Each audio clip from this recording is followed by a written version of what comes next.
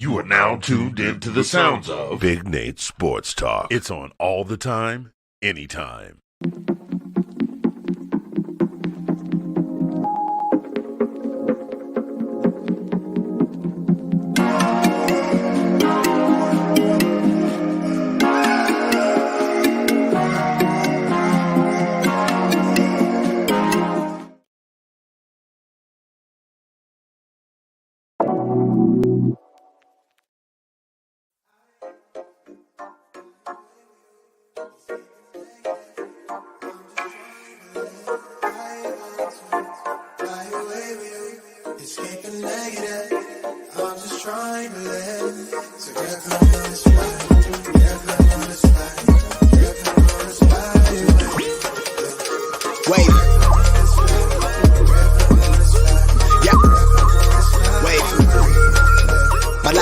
Of a live bomb on the bridge where the Tycon flow snap vivid like the Nikon. Been cold but the vibe warm. Keep it locked like the vice arm. They got her twisted like the coat arm. Heart something froze like the snowstorm. Her tote bag match her throat charm. She from the land of the sand where they flex so subtle when her drink mint muddle. Left home in her man in the game that he played for the sand of the shade. She parades you the square in her shades. She like why you do that. Niggas be deceptive. Yeah, I'm pretty restless. Long as the check is addressed to a resident. She self-heal therapy. She beat 10 on clearance but she shopping for clarity. Reap what she sold for the dividend. Know what time is the medicine. Copping the wristwatch. Cartier with the bezel on her credit. The man in hers where it's due. I swear she's so sadistic, defensive, pessimistic.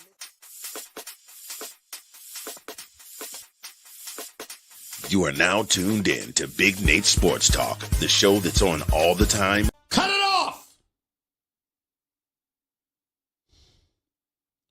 I am having a very bad day. I am in no mood. This, today, is one of the worst days that I've had in a long time. I'm not in the mood to play with anybody. I mean, damn it! I'm ticked off! What the hell was that? I'm pissed off! Get it together! Y'all look like trash!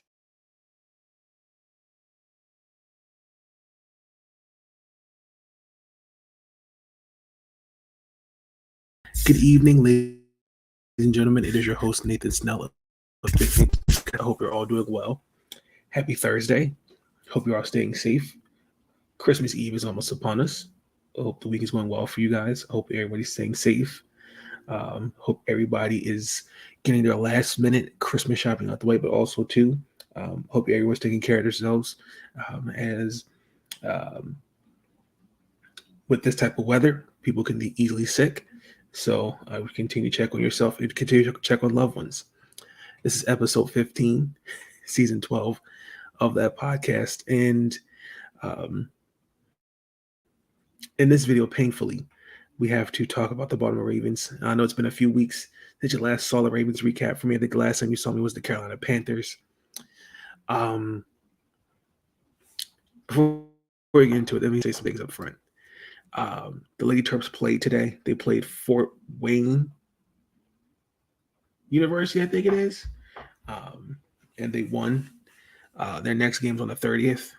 The men's Maryland's basketball team, they're playing tonight, and they're currently winning. I can't think on top of my head who they're playing right now because I'm not near my TV. Free agency for baseball has been interesting for the Baltimore Orioles, and I don't want to talk about that. We're going to do the Watch the Commanders recap after this video. For the past few weeks, I've sat back and I've looked at this Raven team. I said on this show and a couple other shows I've been a part of and said easily this Baltimore Raven team can win the AFC North and win 12 games. When I look at the Ravens these last few weeks, they have been mildly inconsistent. There is a lack of accountability. And I think we're trying too hard. You know, the more I hear and the more I get irritated with the conversation of Lamar Jackson is leaving Baltimore, what's up with the contract. There's a lot of issues that everybody's not seeing. And games like this just continue to prove my point that this Baltimore Ravens team, this Raven team, whatever happens after this season, you won't see the same roster next year. You just won't. This team is at times atrocious to watch offensively. You've got a coaching staff that starts with the head coach. I think he knows the game of football. He is respected in this business, but I think he is a great example of not growing with the times. John Harbaugh is a classic example of stuck in your own ways. And I think he has a little too much power, and it shows.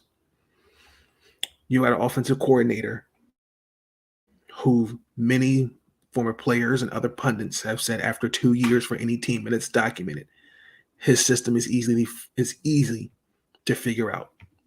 And it has.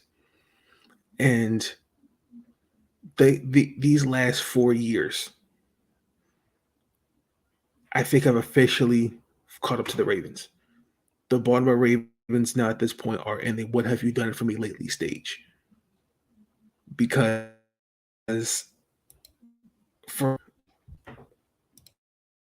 since Lamar at starting have come to his defense in saying that he needs to have some type of weapons around him. The Baltimore Raven, Eric DaCosta, has done that. He's drafted Hollywood Brown, even though Marquise Brown made it clear he didn't want to be here. But we've passed on some other guys. I'm not saying he needs a Jamar Chase or a Tyreek Hill, but what we're putting out there is an eyesore. And I've come to the conclusion that this team really, really needs some help. Because even with what they have, it's still, I don't even know some of their talents. I look at Duvernay, Prochet, Wallace. They're not being developed in this system.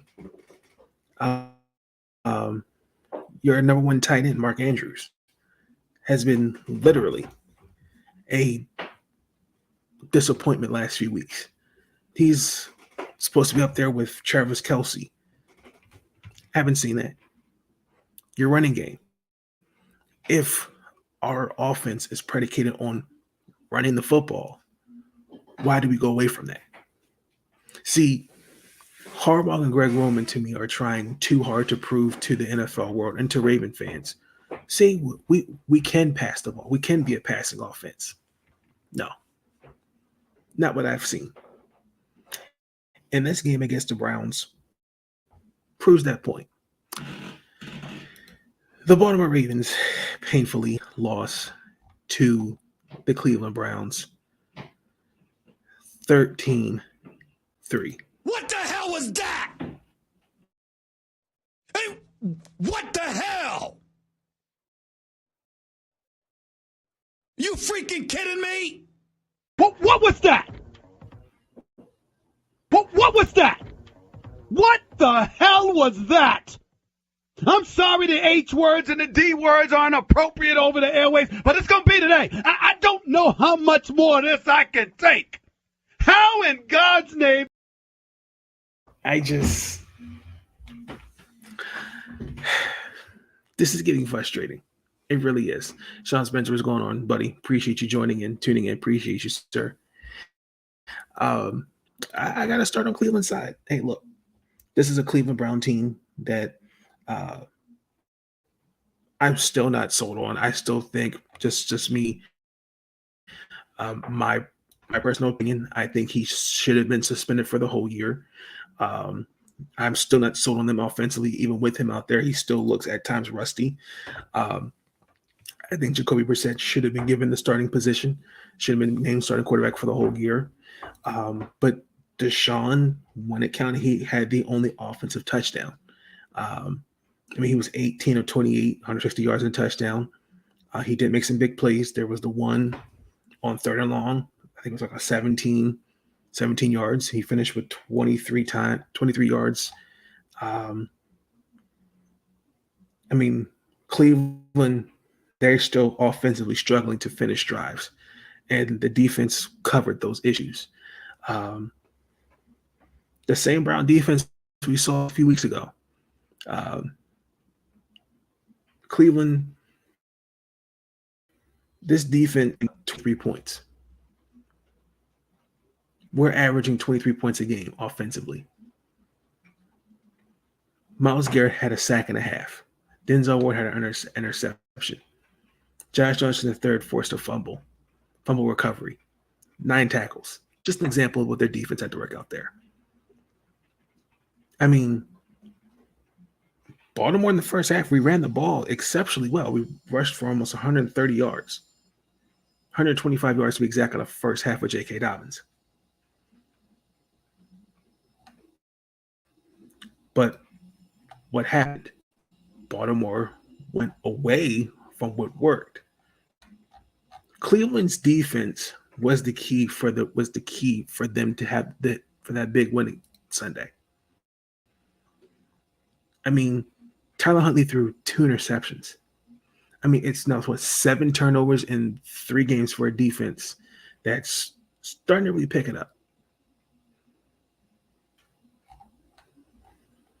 And it shows.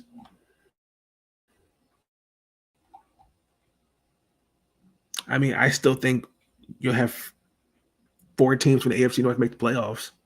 It's looking that way. But when I look at Baltimore, they're better at percent. I agree. Ben, good evening. Good to see you, sir. Thank you for tuning in. For Baltimore side, this offense is atrocious. We ran the ball well, and I didn't get much anything else from us offensively. They were rolling. If you remember, it worked in the first matchup. J.K. Dobbins had 125 yards. Gus Edwards had 55 yards. Tyler Huntley threw the ball 30 times, which was a get the ball out of his hands. Yes, I can't run the ball every play, but it felt like to me at times plays were not drawn up correctly, miscommunication. Our passing attack is just mildly and are an issue that we continue that just don't address. And I have to say this, regardless of Lamar Jackson not being there, that's no excuse. You've got to execute. It takes you as a head coach in this press conference. We just have to be a better passing game, basically. That's what he said. Now it takes you this long to process that. I don't want to hear anything John Harbaugh has to say, because this is a guy that I think it's time to move on from John Harbaugh. I think he is, again, a great football head coach, but I'm done hearing all the excuses. I don't see any accountability.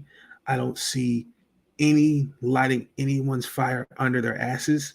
I just see a guy that's comfortable and doesn't see any issue. He has practically brushed off any issues about coaching staff and things they have to do, because what I think, and I'm gonna say that, but let me back off on that really quick. Let me focus on more my takeaways from the game. I thought fourth down and turnovers also were the factor in us losing. Because it comes down to making key plays. And this game was honestly boring because it was a lot of fourth down opportunities. There was on the first offensive drive, we went forward on a 4th and 1 and gave it to Patrick Ricard, of course, figured it out, and he was stuffed. And a 10-play, 71-yard drive, 0 points. Then you go for it, 4th and 1, 9-yard line. Cleveland did. Nick Chubb scored a touchdown. Justin Tucker missed a field goal. Huntley's interception on the opening drive of the second half, which I thought could have given us the lead or tied the game. I thought that was, to me, the deciding factor. Because Demarcus Robinson fumbled on the first play, in which I don't want to talk about. And then our defense couldn't create anything going. I don't know what to expect with this offense against Atlanta, but they have to convert in key situations and win turnovers in both areas, offensively and defensively. And listen, I hate to do this to him. I feel really bad for Justin Tucker. Justin Tucker is one of the greatest kickers of all time, future Hall of Famer. But we cannot keep relying on Justin Tucker to bail us out every situation like this. I mean, the first one was what he hooked it from 48 yards, and that was his first miss of the season. Then his 50-yard in the fourth got blocked. I mean, the fact that Justin Tucker in the postgame said he felt like it was on him, that's sad. Because it should not come down to your kicker to try to win you games. This happened in Jacksonville. This has happened quite a bit. I don't blame Justin Tucker for this for us losing. I don't. I look at Greg Roman. I look at Harbaugh, because there were two key fourth down situations. Nothing happened. But to see our kicker look like he was about to cry and saying like this loss is on him. mean, this is some bad stuff. I don't know what I'm going to do. I don't know what I'm going to say. I don't know what I'm going to do. I don't know how much more of this I can take. I just don't know. This is ridiculous. Oh, Lord.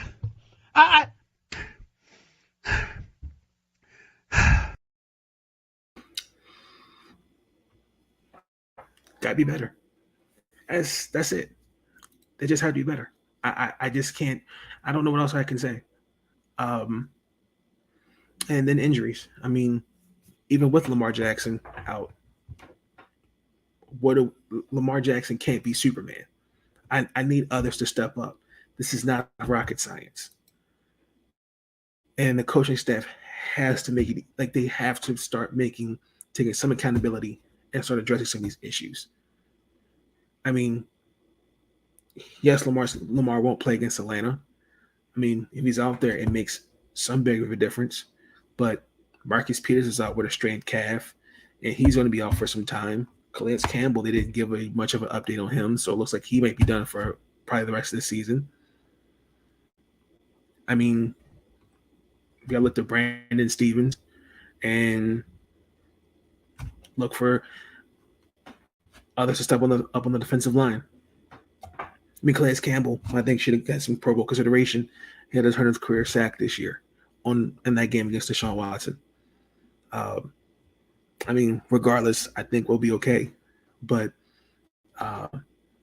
they're not really – they're just older. And, like, when I look at this team, I don't know what to expect from them going into next season. There was the The face mask penalty on Justin Houston. There was the one on the final drive in the first half. Poor clock management. My clock did stop. Isaiah Likely stepped out of bounds. Mark Andrews led all receivers with 31 yards receiving.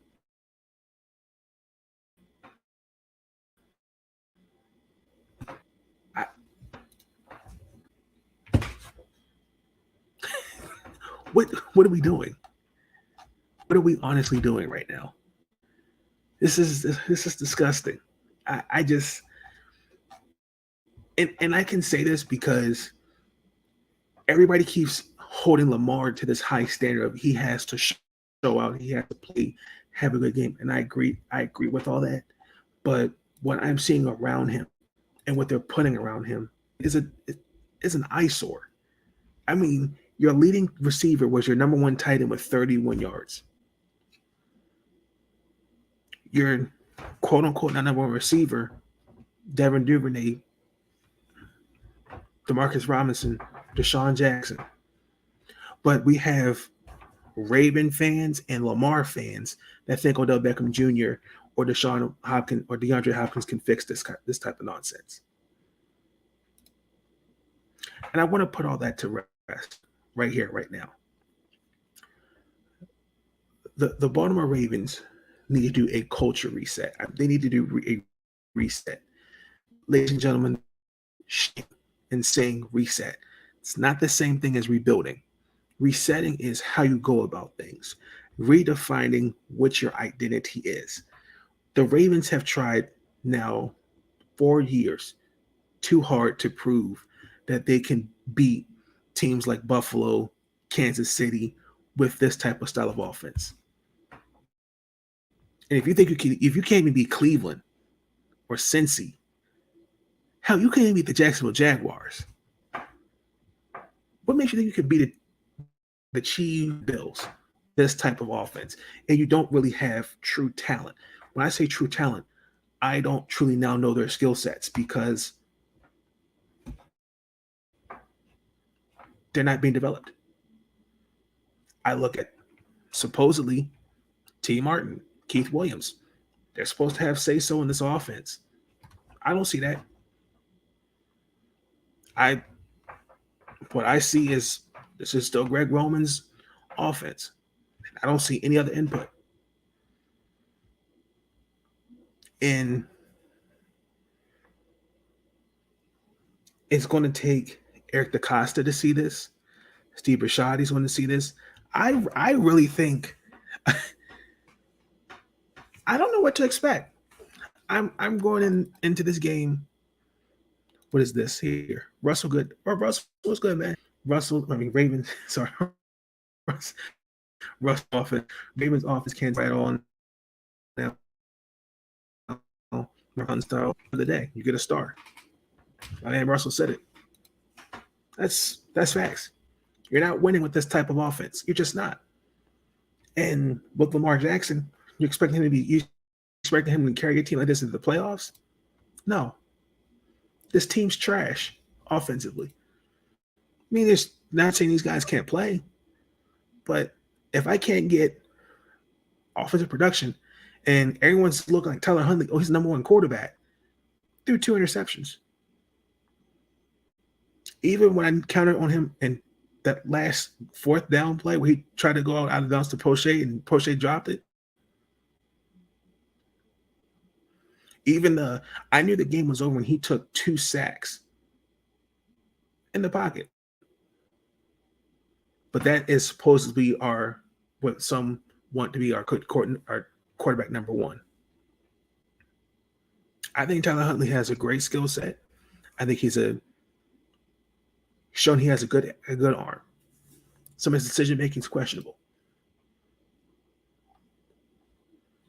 I mean, you're just not going to win with the lack of an aerial passing attack. You threw the ball 30 times and just average under 5 yards per attempt. That's disgraceful. I just don't know what to say. I don't know what to say. This is disgusting. It's disgraceful. It's embarrassing. And I'm ticked off. It don't make any sense. This is unacceptable. Unacceptable.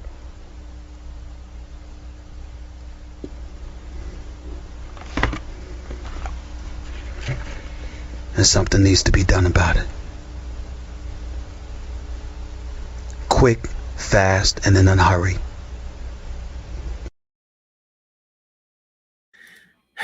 So, painfully, I have low expectations against the Atlanta Falcons. I don't know what to expect. It's a home game for us. And knowing the Ravens bumping against a young team, that doesn't have Kyle Pitts. Drake London's having a decent year. They've benched Matt. Marcus Mariota, excuse me. I was going to say Matt Mariota. They benched Marcus Mariota. I hope Marcus Mariota is doing okay.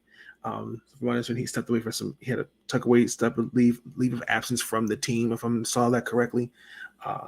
Desmond Ridder, who I think has the tools to be a good quarterback in this league. I still have high hopes that he will be the starter next year, and he should be good for the Falcons. I don't know what to expect against the Falcons, and I'm with low expectations. You just get from the bottom rest at this point. And 4 weeks, they're not going to stress the next 3 weeks. They're not going to stress me out. They will not.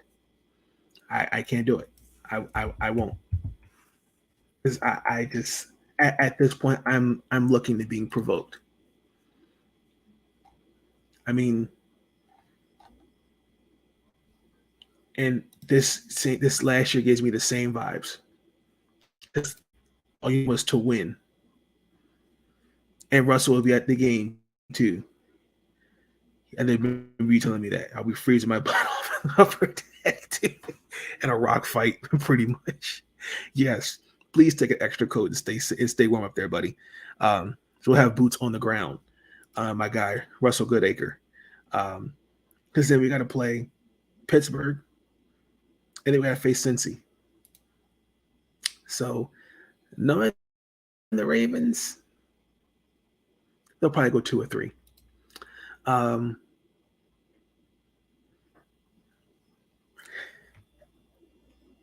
They only put up 3 points against this team. You stink. Let me just get that out the way.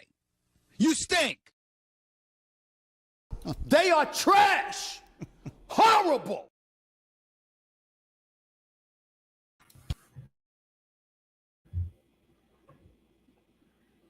Game over here.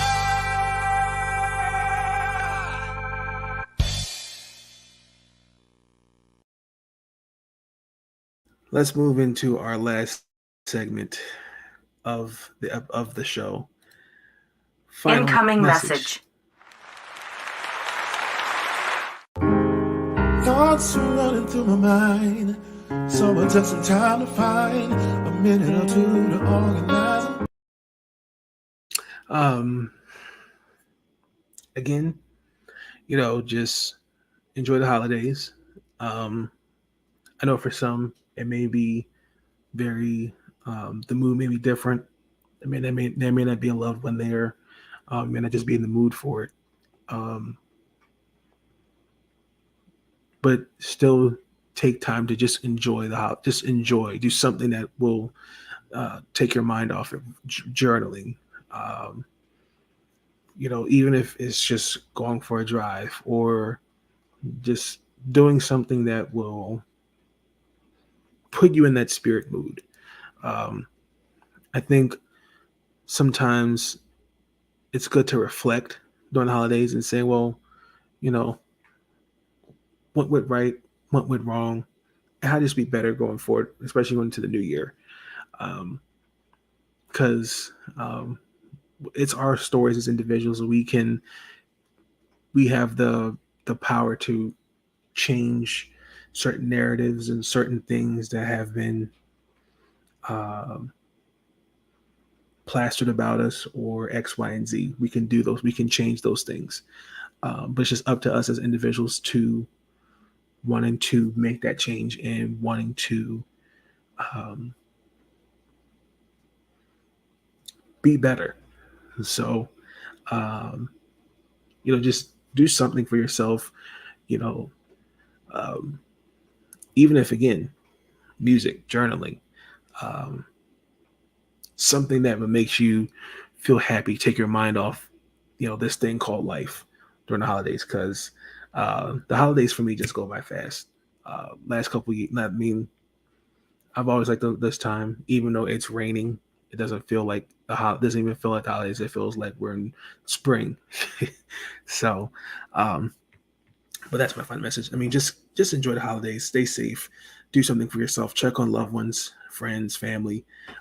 Stay safe out here.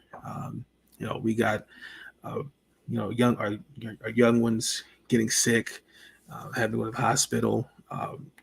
Still protect yourselves. Be careful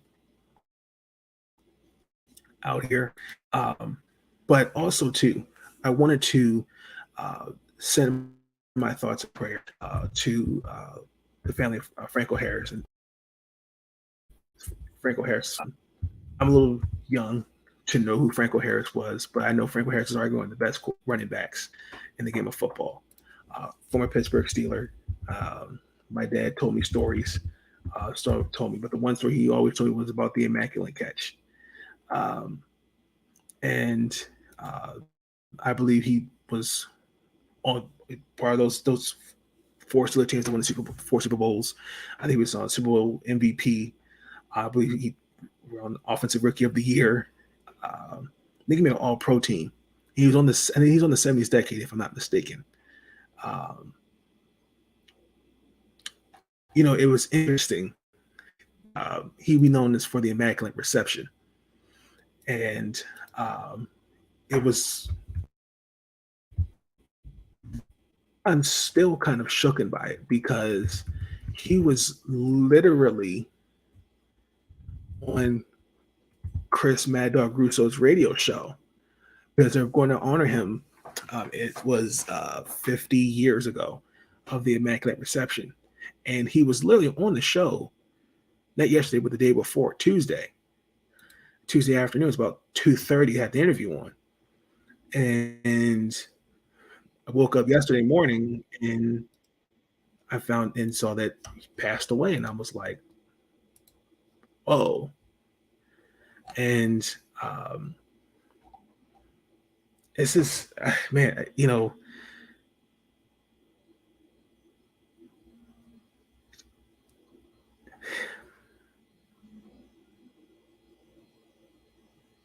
it's kind of almost like, for example, on the inside the NBA, Charles Barkley had talked about Mark Eaton.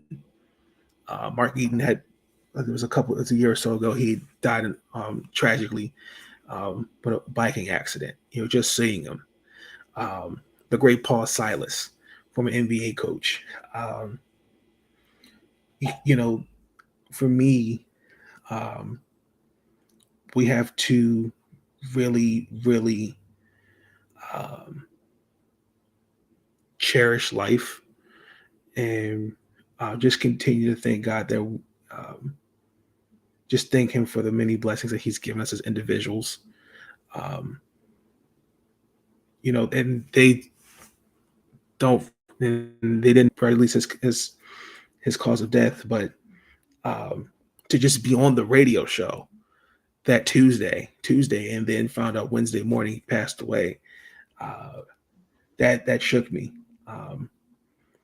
Even as a Raven fan, I have nothing but respect for the Pittsburgh Steelers. Always liked the Pittsburgh Steelers growing up as well. Heinz Ward, Joey Porter, Roethlisberger, Cordell Stewart, the Big Bus, Jerome Bettis, and those guys. So there's always respect, with the rivalry between Baltimore and Pittsburgh. But that kind of that stung. it just crazy. So I definitely send my thoughts and prayers to his wife, his family. They were going to retire his number because, I mean, that's what he's, when you think of Franco Harris, you think of the Immaculate Reception because that was their first playoff win against the Oakland Raiders. And every time I look at that, I still try to figure out, well, why did no one try to tackle him or at least try to push him out of bounds? So I thought it'd be a nice way to go out and play that play. But that being said, ladies and gentlemen, that's going to end the episode. Rest in peace, Franco Harris.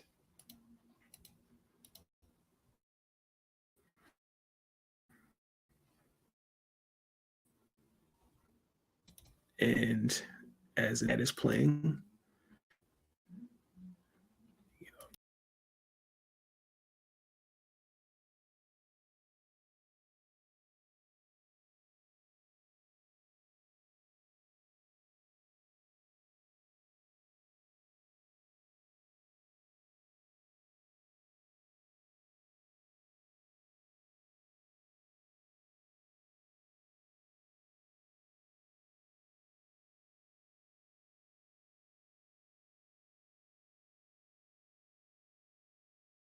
away. And his pass is broken up, tipped off.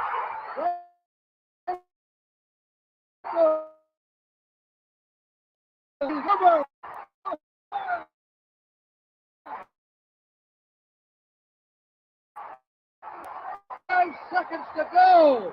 He grabbed it with 5 seconds to go and scores. Let's watch this 1 million again. to 1 odds on this one. Ricochet out there to the man of the year, Franco Harris's hands. Here's the miracle of all miracles. From out of nowhere came Franco Harris, riding a white stallion, heading up Franco's Italian army, and galloping off into the sunset.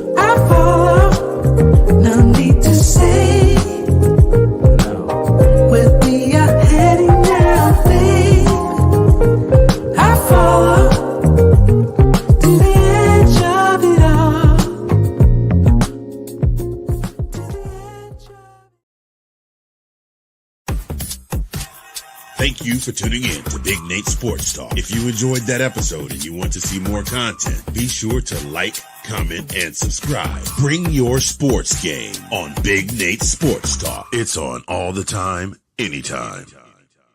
Thank you. And you help me retain my sanity. Thank you. I want to thank you. And I want to thank you. All I want to do is say thank you